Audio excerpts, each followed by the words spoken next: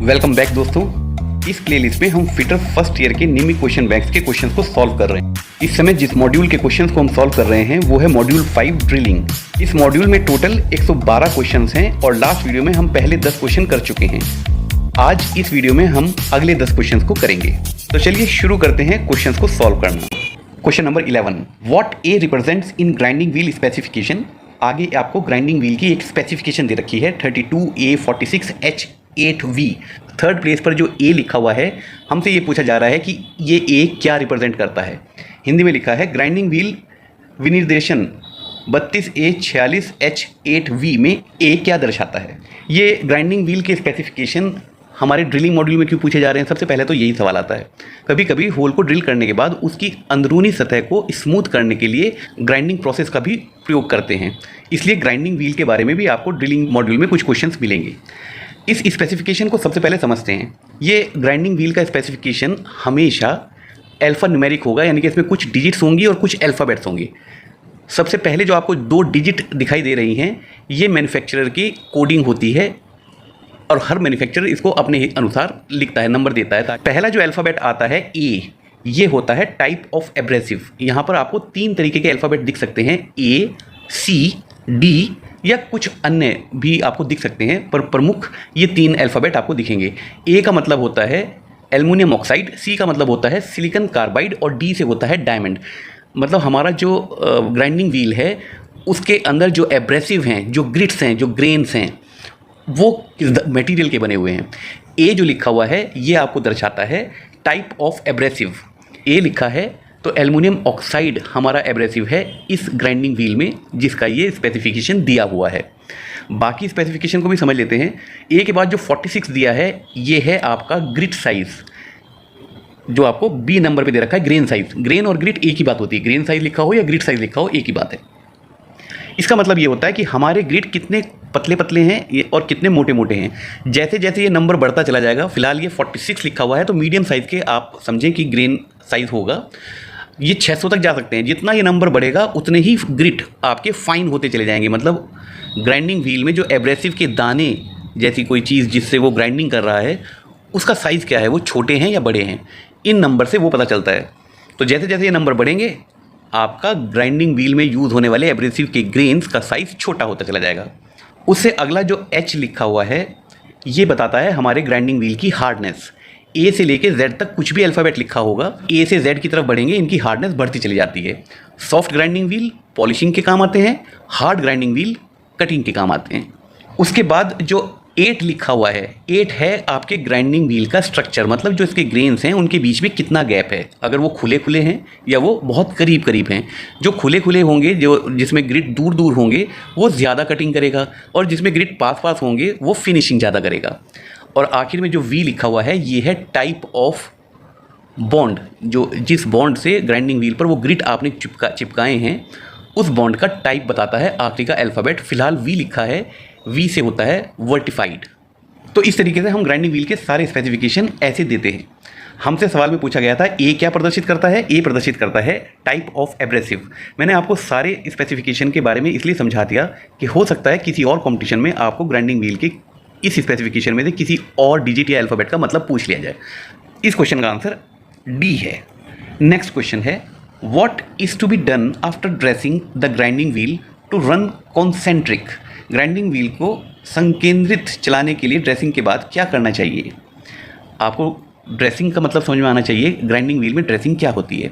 देखिए, जब हम ग्राइंडिंग व्हील को उपयोग में लाते हैं तो हार्ड मटेरियल कभी कभी ग्राइंडिंग व्हील को ग्रिट को घिस देता है, तो वो कटिंग करना बंद कर देता है, मतलब उसके ऊपर उसकी सतह चिकनी हो जाती है। उसको कहते हैं ग्लेजिंग, जो बी ऑप्शन लिखा हुआ है। और एक और चीज़ होती है लोडिंग।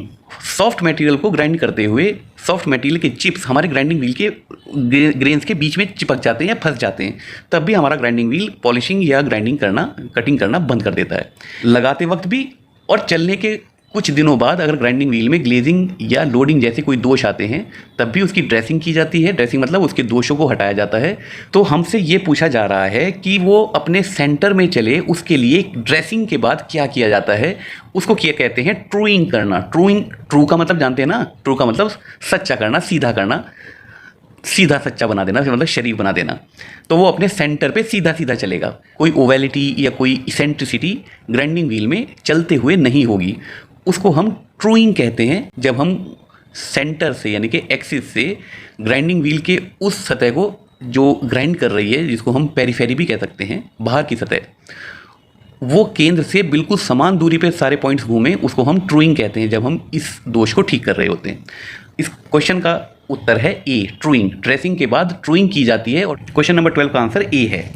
नेक्स्ट क्वेश्चन है, what is the product obtained from blast furnace. Blast furnace वो फर्नेस है जहाँ पर हम आयरन ओर से आयरन पहली बार निकालते हैं, मतलब खनिज को जब हम भट्टी में स्मेल्टिंग करके आयरन को प्राप्त करते हैं, उस भट्टी को हम ब्लास्ट फर्नेस कहते हैं, और इस भट्टी से जो हमें प्राप्त होता है उसको हम पिग आयरन कहते हैं।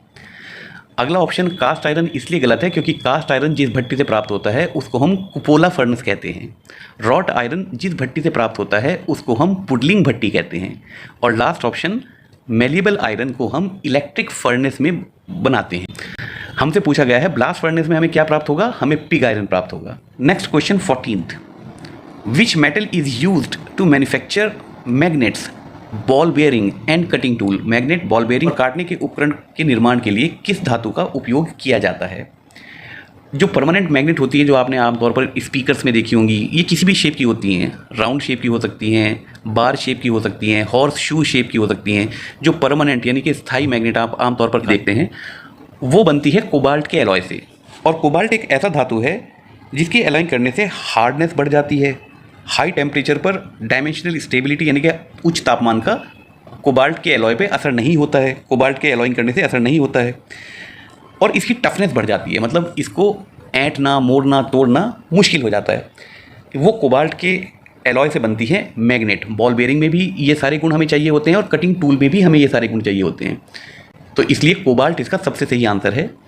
मैं ये मना नहीं कर रहा हूँ कि मोलिब्डेनम जो लास्ट ऑप्शन लिखा है, वेनेडिनम जो सी ऑप्शन लिखा है, और कैडमियम, इन धातुओं की भी एलॉइंग की जाती है कटिंग टूल में और बॉल बेयरिंग में। ये बात सही है क्योंकि इन धातुओं से भी hardness, high degree temperature resistant, corrosion resistant, इस तरीके के हमें गुण प्राप्त होते हैं, तो इनकी भी एलॉइंग की जाती है।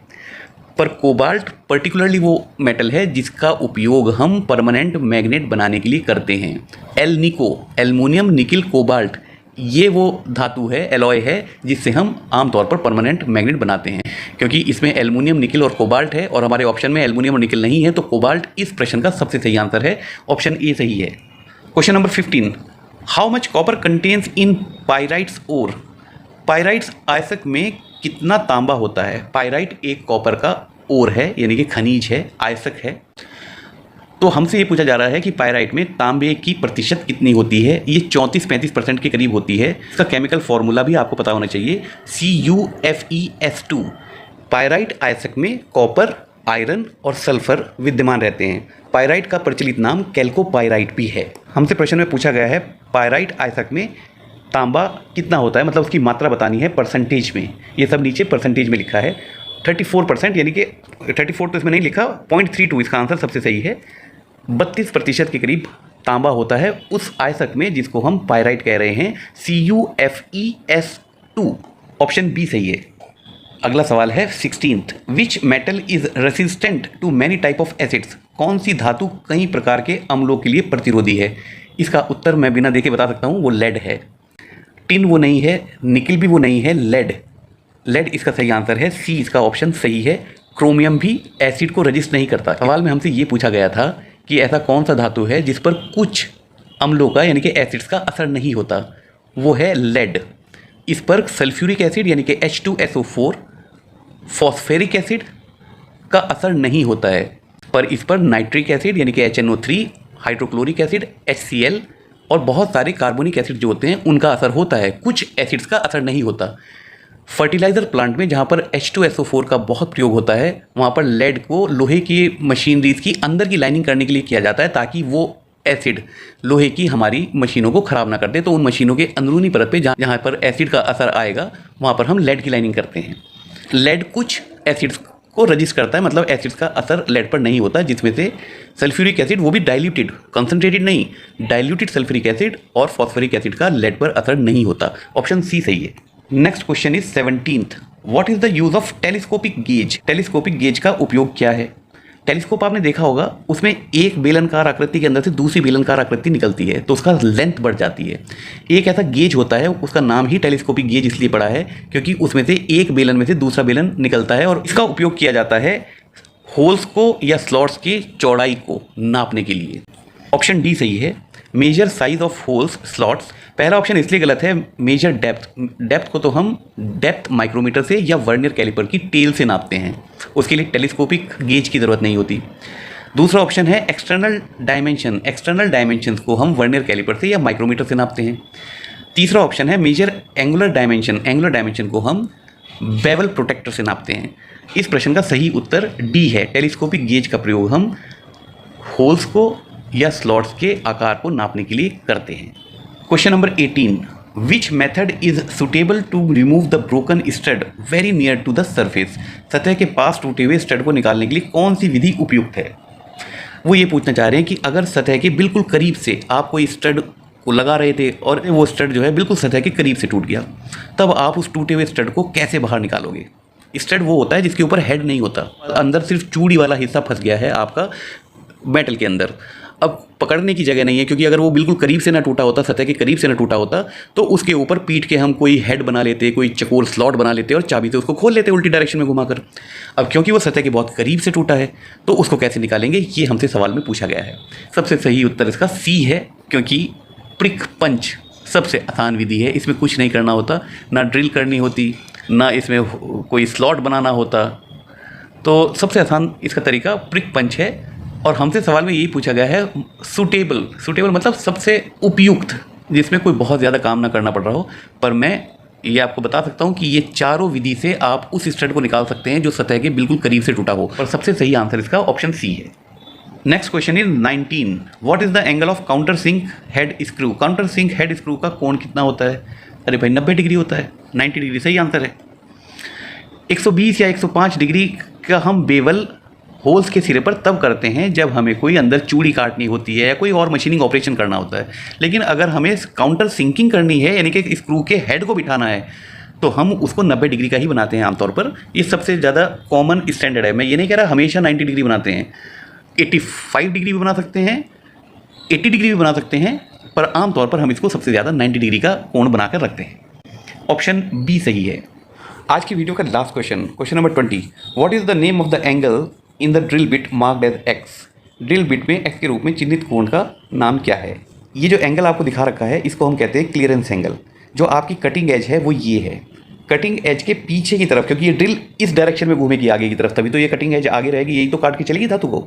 इस कटिंग एज के पीछे हम एक टेपर देते हैं, मतलब कटिंग एज के पीछे वाला जो सिरा है उसको टेपर देते हैं, ऊपर की तरफ उठाते हैं ताकि वो फ्रिक्शन ना करे, मतलब वो घिस के ना चले। ये ऊपर उठा रहेगा तो नीचे जो धातु का सिरा है उस पर ये घिस कर नहीं चलेगा ना, तो ड्रिल गर्म नहीं होगी आपकी। इस एंगल को हम 8 से 12 डिग्री रखते हैं। अगर इस कोण को आप बहुत ज़्यादा रखोगे, यानी कि 12 डिग्री से ज़्यादा रख दोगे, तो ये आपको कुछ ऐसा दिखाई देगा। अब गौर से देखोगे तो इसका ये पॉइंट, जो कटिंग पॉइंट है, वो बहुत कमज़ोर हो गया है, तो ये कटिंग पॉइंट बार बार टूटने लगेगा, आपकी ड्रिल घिसने लगेगी बार बार, अगर आपने इस एंगल को ज़्यादा रखा। अगर आपने इसको कम कर दिया, इस एंगल को कम करा, तो ड्रिल गर्म होने लगेगी या कटिंग करना बंद कर देगी। इस प्रश्न का जो एंगल आपको दिखा रखा है इस चित्र में, इसको हम क्लियरेंस एंगल कहते हैं, और वो ऑप्शन दे रखा है आपका डी, लिप क्लियरेंस एंगल या क्लियरेंस एंगल, एक ही बात है। इस प्रश्न का सही उत्तर ऑप्शन डी है। तो ये थे आज की वीडियो के 10 सवाल। दिए हुए विकल्पों में किस विकल्प को हम सबसे सही उत्तर माने, इन प्रश्नों के लिए आपको समझ में आ गया होगा। फिर भी आपका कोई संदेह है, कोई सवाल है, तो आप मुझे इस वीडियो के कमेंट्स में लिख सकते हैं, मैं उनका उत्तर आपको जरूर दूंगा। इस वीडियो को देखने के लिए बहुत बहुत धन्यवाद। अगली वीडियो में अगले 10 या 15 या 20 क्वेश्चन लेकर आऊँगा। तब तक आप अपने एग्जाम्स की तैयारी करते रहें, अपने स्वास्थ्य का ध्यान रखें, खुश रहें, गुड बाय।